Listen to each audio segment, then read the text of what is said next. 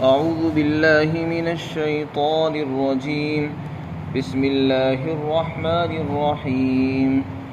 أفمن زين له سوء عمله فرآه حسنا فإن الله يضل من يشاء ويهدي من يشاء فلا تذهب نفسك عليهم حسرات إن الله عليم بما يصنعون والله الذي أرسل الرياح فتثير سحابا فسقناه إلى بلد ميت فأحيينا به الأرض بعد موتها كذلك النشور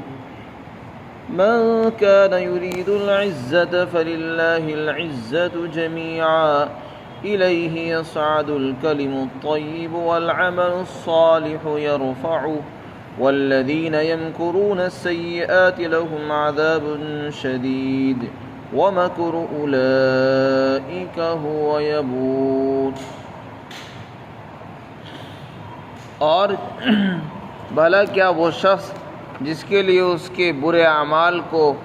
خوبصورت بنا کر پیش کر دیا گیا اور وہ اس کو خوبصورت اور اچھا سمجھتا ہے، تو وہ اور نیک آدمی دونوں برابر کیسے ہو سکتے ہیں؟ یقیناً اللہ جس شخص کو چاہتا ہے گمراہ کر دیتا ہے اور جس کو چاہتا ہے سیدھے راستے پر لگا دیتا ہے۔ لہذا آپ کا جو نفس ہے وہ ضائع نہیں ہونا چاہیے ان کی حسرت کے پیچھے، ان کے اوپر حسرت کرتے ہوئے آپ کا جو نفس ہے آپ کی جان نہ جاتی رہے۔ یقیناً اللہ خوب جانتا ہے ان کاموں کو جو وہ کر رہے ہیں، اور اللہ ہی تو ہے جس نے ہواؤں کو بھیجا اور وہ ہوائیں بادلوں کو ہکا کر چلتی ہیں، پھر ہم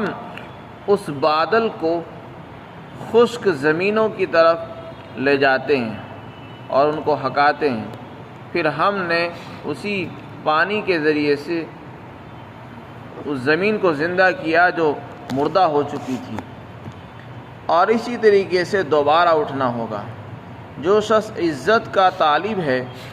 تو اس کو سمجھ لینا چاہیے ساری عزت اللہ کے قبضے میں ہے، اور اسی کی طرف پاکیزہ کلمات چڑھتے ہیں اور نیک عمل اس کو چڑھاتا ہے، اور جو لوگ بری تدبیریں کر رہے ہیں ان کے لیے سخت ترین عذاب ہے، اور ان لوگوں کی تدبیریں ہی برباد ہونے والی ہیں۔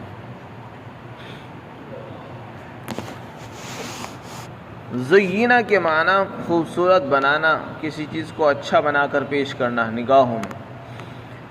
اس آیت میں اللہ تعالیٰ نے یہ فرمایا ہے کہ اس دنیا کے اندر جو لوگ برے اعمال میں لگے ہوئے ہیں، چاہے وہ مشرک ہوں یا کفار ہوں یا منافق ہوں، یا وہ لوگ ہوں جو برے عمل میں لگے ہوئے ہیں، عقائد ان کے ٹھیک ہے لیکن اعمال کے اعتبار سے وہ برے ہیں، تو فرمایا کہ کسی عمل کا ہماری نگاہوں میں اچھا لگنا یہ اس بات کی علامت نہیں ہے کہ وہ اچھا ہی ہے۔ کوئی بھی عمل اچھا اس وقت ہوگا جبکہ قرآن اس کو اچھا بتائے، کہ رسول اللہ نے اس عمل کو اچھا بتایا ہو یا کر کے دکھایا ہو۔ جس عمل کو اللہ برا کہہ رہا ہے وہ اچھا ہو نہیں سکتا۔ جس عمل کو رسول اللہ نے نہیں کیا، ساری دنیا اس کو اچھا بتائے، وہ اچھا نہیں ہو سکتا۔ بس یہ عقل کا پھیر ہے، بہت سی چیزیں ہماری نگاہوں میں اچھی لگتی ہیں اور شیطان ان کو ہماری نگاہوں میں اچھا بنا کر پیش کر رہا ہے، لیکن حقیقت میں وہ اچھی نہیں ہے، وہ بری ہے، انسان کے لیے تباہی کا ذریعہ ہے۔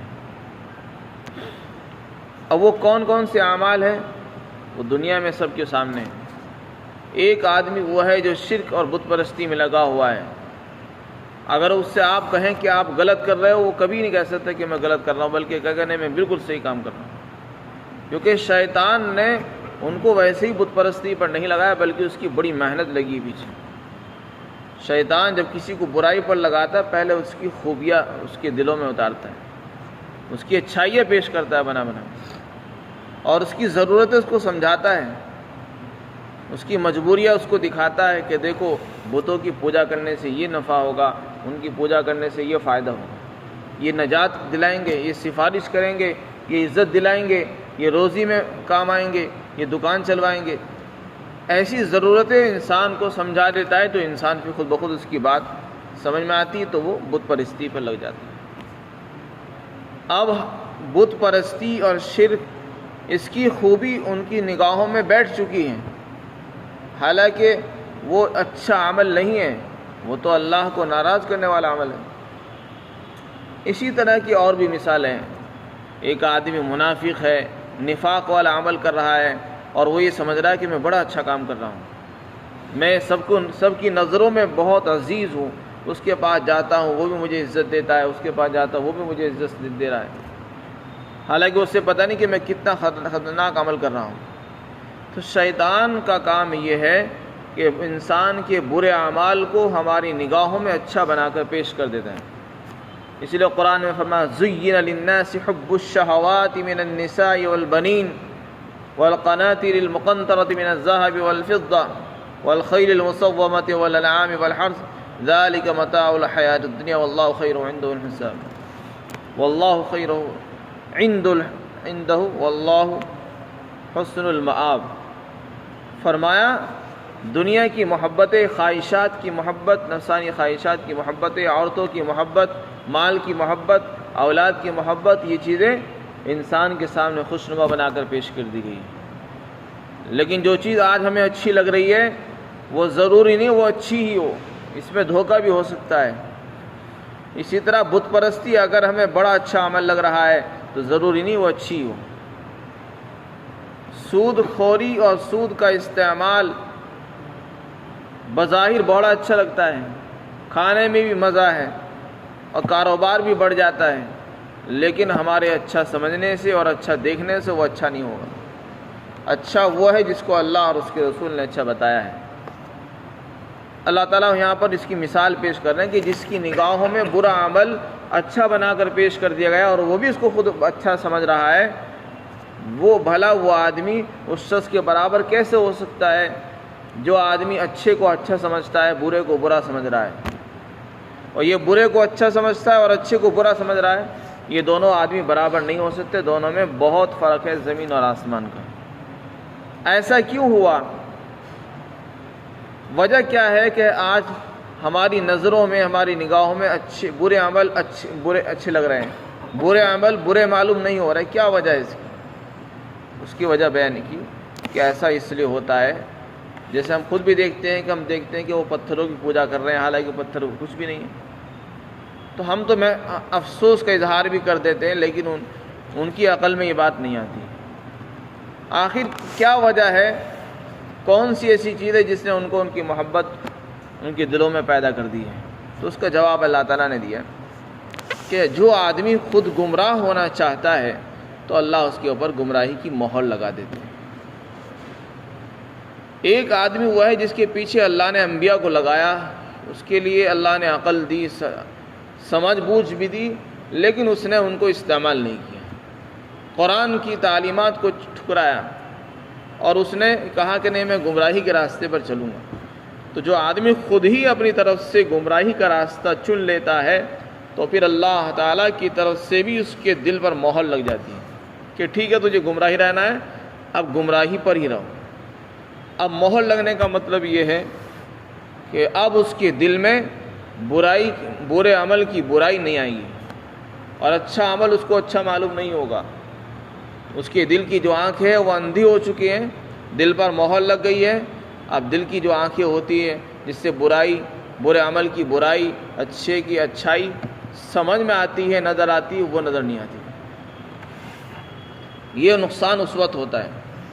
کلا بل ران علی قلوبہم ما کانوا یکسبون، فرمایا ان کی بدعمالیوں کی وجہ سے ان کے دلوں پر مہر لگ گئی۔ اللہ نے دلوں کے اندر آنکھیں رکھی ہیں، دلوں میں اللہ نے سمجھنے کی صلاحیت رکھی ہے۔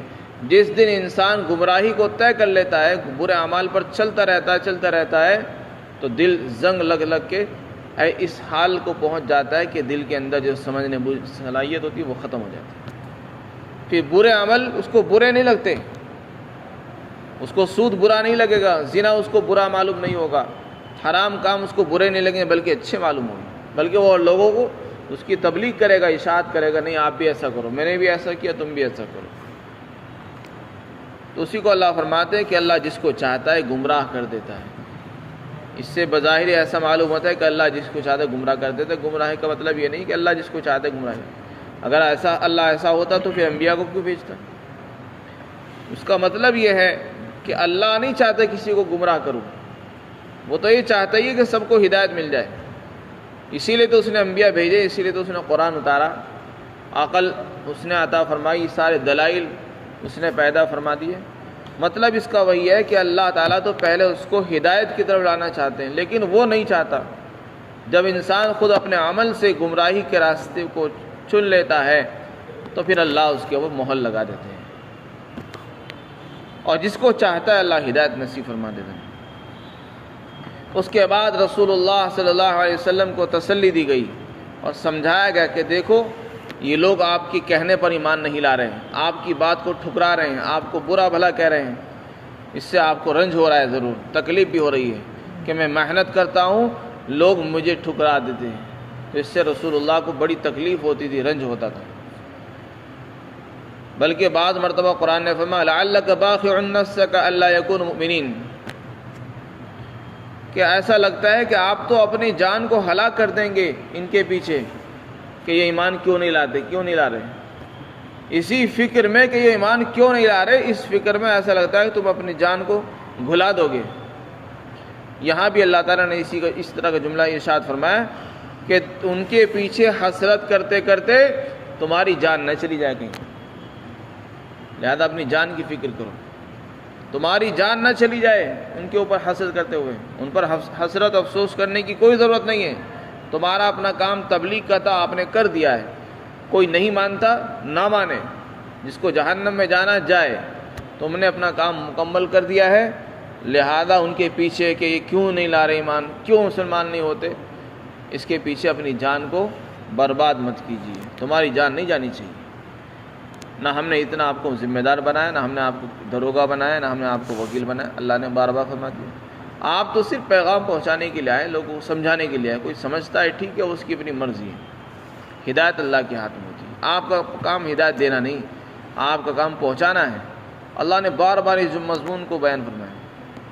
خواجہ ابو طالب آپ کے چچا تھے، زندگی بھر آپ کا ساتھ دیا، آپ کی پرورش بھی کی، اور آپ کے معاون مددگار بن کر رہے، قریش کی طرف سے بھی لڑے وہ، لیکن مرتے دم تک وہ آپ ان کے فکر میں رہے کہ وہ کسی طرح مسلمان ہو جائیں،